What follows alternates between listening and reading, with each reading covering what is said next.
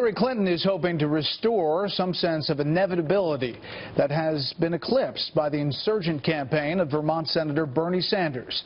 Chief White House correspondent Ed Henry is covering the Democrats tonight here in New York. Good evening, Ed. Good evening, Brett. Bernie Sanders today talking tough about preventing Hillary Clinton from being crowned with the nomination, but he's still stopping short of guaranteeing victory tonight. Hey, how's it going? Strolling the streets of Manhattan, Bernie Sanders poured cold water on talk of a Clinton coronation tonight. Great, Chief White. We're feeling very good. There's a large voter turnout despite the impediment of 3 million people not being able to participate. I think we're going to do just fine. Sanders referring to the fact New York is not an open primary, so independents who have helped fuel his rise cannot vote in the Democratic race, something Hillary Clinton is hoping will help her win tonight, expressing confidence as she was joined by her husband, former President Bill Clinton, at a polling place near their home in Chappaqua. It feels great. Casting her own ballot, she boasted about canvassing every corner of her adopted home state. I love New York, and this has been a joy during the last 2 weeks to be here all over the state. In fact, Clinton has invested so much time here, anything less than a decisive win could show she really is feeling the burn. And on the eve of this pivotal moment in the Democratic race, Vice President Joe Biden weighed in with a not-so-subtle reference to Clinton and the rest of the field. The so-called goofy Uncle Joe, if you notice, I beat every Republican in every poll when they thought I was running.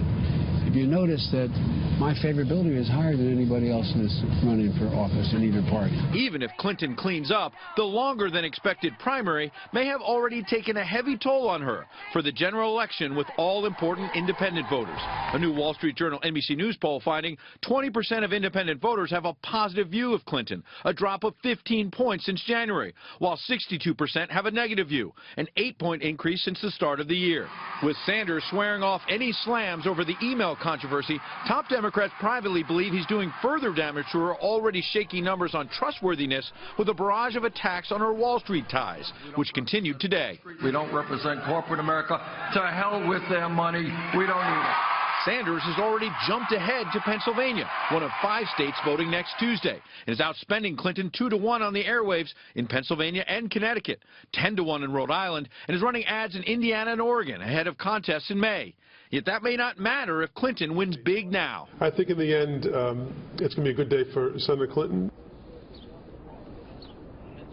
Bottom line is that Bernie Sanders, if he falls just short, can try to spin the expectations game tonight, but it's late in the game and he's going to have to start winning these big states. Meanwhile, there may be a bombshell developing. There were reports that over 50,000, maybe as many as 300,000 Democrats in Brooklyn were purged from the rolls. Mayor de Blasio has just put out a statement saying they're trying to get to the bottom of it. He's saying, quote, the perception that numerous voters may have been disenfranchised undermines the integrity of the entire electoral process and must be fixed. There are some African-American leaders tonight demanding an investigation, suggesting this could be involving black voters. Remember, Hillary Clinton has a big edge in these pregame polls with African-American voters, Brett.